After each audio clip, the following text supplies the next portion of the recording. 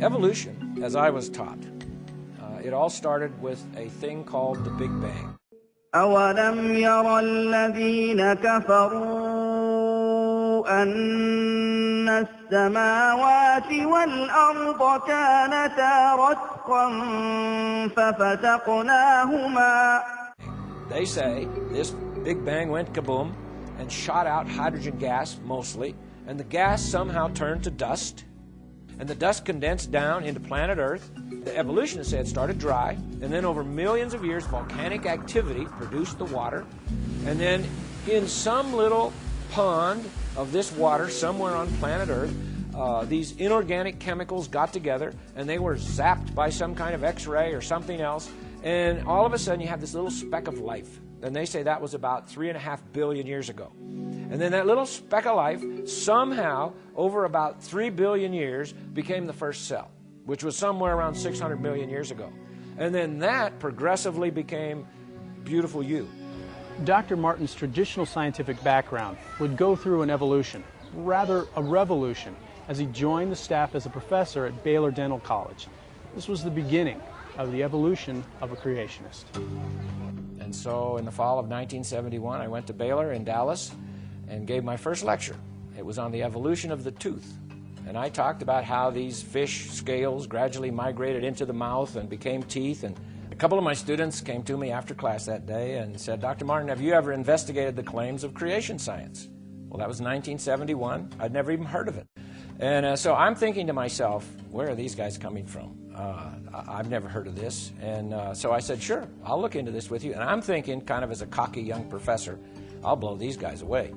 Well, they asked me to start studying the assumptions that the evolutionists make. And in all my years, 8 years of scientific education, I had never had a single professor tell me about an assumption. And so we started looking at the assumptions. And I began to realize they're making some claims here that really the assumptions aren't valid when they tell us rocks are very old and all these kinds of things. And then they asked me to start studying some animals and see if I thought that animal could evolve. Well, the first thing that we really studied together was this little bug called a bombardier beetle.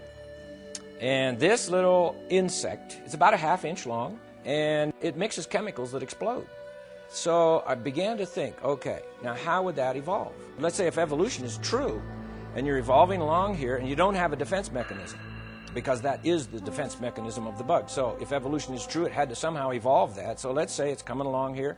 Well, the first time it evolves the explosion, what does it do to the bug? Boom, you just splattered your bug, okay? So splattered bug pieces don't evolve.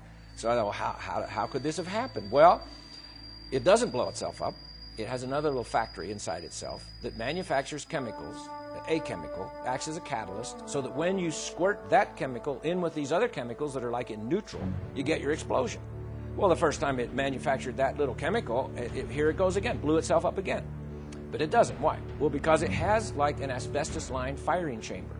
And even then it would blow itself up if it didn't have somewhere for the explosion to go. So it has like twin tail tubes.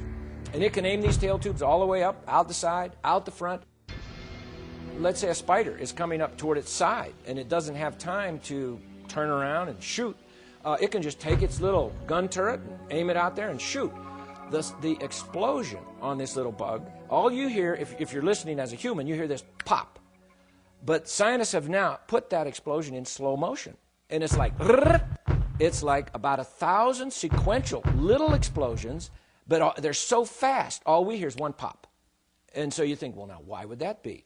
Well, that was a curious thing for the scientists that study this little bug. A lot of them at Cornell University, some other places. And what they discovered was that if it was just one big pop, the little bug, if he's shooting like a spider, let's say over here, and he goes room, bang, and shoots it, he's going to pop himself right out of there. It's like lighting a burner on a jet engine. So he's out of there. But as long as it is a sequential explosion with his little legs, he can hang on. How would evolution explain a sequential explosion?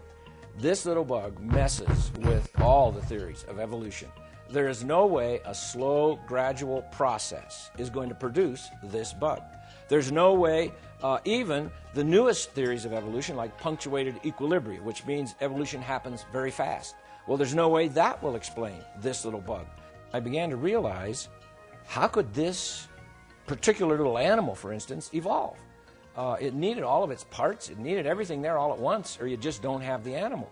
And my stomach started to churn, if I really want to be honest. And my wife would tell you, my stomach churned for 5 years. It took a 5-year struggle for me to begin to flip the way I think, from thinking in an evolutionary way to thinking in more this animal or little creature, little bug, whatever, was created fully formed, just like it is, because that went against everything I'd ever learned.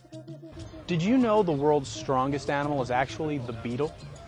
In fact, in one test, the rhinoceros beetle carried over 850 times its own weight on its back. That would be like me trying to carry 130,000 pounds. I don't think so. Now let's take a look at the world's tallest animal. The bull giraffe is about 18 feet tall. In order to get blood up that long, skinny neck against gravity, the bull giraffe has to have a powerful pump, and that's his heart. And the heart of a bull giraffe can be as much as 2.5 feet long. Big, powerful pump. Now, as he's going along here, living his life, everything's just fine, but all of a sudden, this 18-foot-tall creature decides, I need a drink of water. So he bends his head down to get a drink of water. Now we have a problem. Because now this powerful pump, instead of pumping against gravity, is pumping with gravity. And so the heart gives a mighty squeeze, and the blood shoots down his neck, hits his brain, and bursts his brain.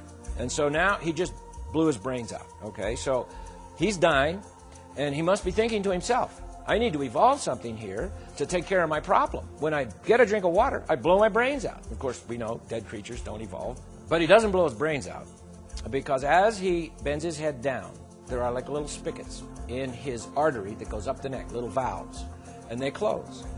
But the last pump is beyond the last valve. And so it's enough to burst the little arterioles in his brain, but it doesn't go into his brain. The last pump kind of goes whoop underneath the brain into like a sponge. And this sponge just gently expands, and he hasn't blown his brains out, and he gets his drink of water, and now he sees a zebra kind of running up from this side, and he just ignores it. But he sees a lion coming up from this side. Oh, the lion wants to eat me. I got to get out of here. Now, how does he know the difference, by the way? Evolutionists can't explain that to us. But the fact is, here comes this lion. He's going to eat the giraffe. And so the giraffe jumps up. He runs about 5 steps, passes out. Not enough oxygen to his brain. While he's there, passed out, the lion is eating him. He must be thinking, I need to evolve something here. I got this problem. I pass out when I get up too fast. But he doesn't, of course. Well, why? Well, because God made him so that when he begins to bring his head up, the little spigots, the little valves in the artery opened. The sponge under the brain gently squeezes that last little pump of oxygenated blood up into his brain. There are little valves in the vein that goes down the neck. They close. And by the time he's up and running, everything is fine. His blood pressure is fine, and he does just fine.